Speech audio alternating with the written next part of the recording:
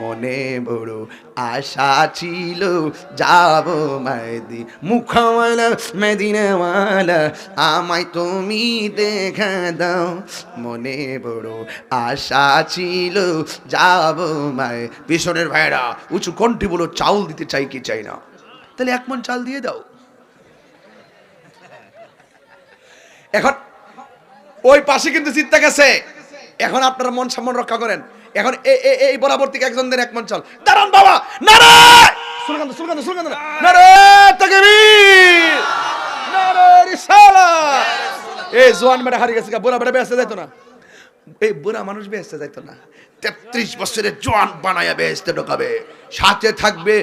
72 না 70 জন হুর হুর হুর নারে তাকবীর জিততে গেছে কে বেটা সাজিদুর রহমান সাজিদুল হক বাড়ি কই খারার আর সাজিদুল হক দিবেন এক মন চাল জোরে মারহাবা হুসাইন কই নিয়ামতপুরের হোসেন আরে ওই যে নিয়ামত চিনি তো নিয়ামতপুর হোসেন বাবা বন বাবা কাম করছেন একটা মুরাদনগরের কি নাম আপনার নাম কি গোলাম রাব্বানি আপনি একটা কাজ করেন বাবা আপনি এসে মোবাইল নাম্বারটা দিয়ে যান ধরতে সুবিধা দিব সারাহেন রাহেন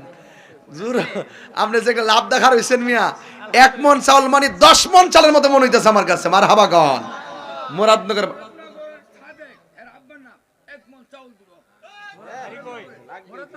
মুরাদনগরের মাশাআল্লাহ দেখছেন নিও এই ফুলা ফান্ডি কিন্তু আইছে শুনবার লাগা নিশিরাইতে কারবাসিবা মলবে কলবে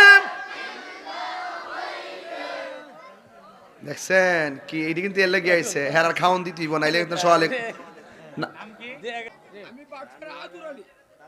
সিনচি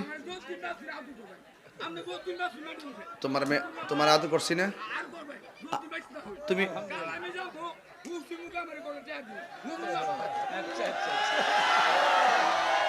পাগলা কিন্তু আসল পাগলা কিন্তু টেয়াটা চিনে আর কি বুঝছি তুমি কিছু মিষ্টি লিয়ে যাই আর কি মুঝে কুফাওয়ালো মুসাফির না সমঝো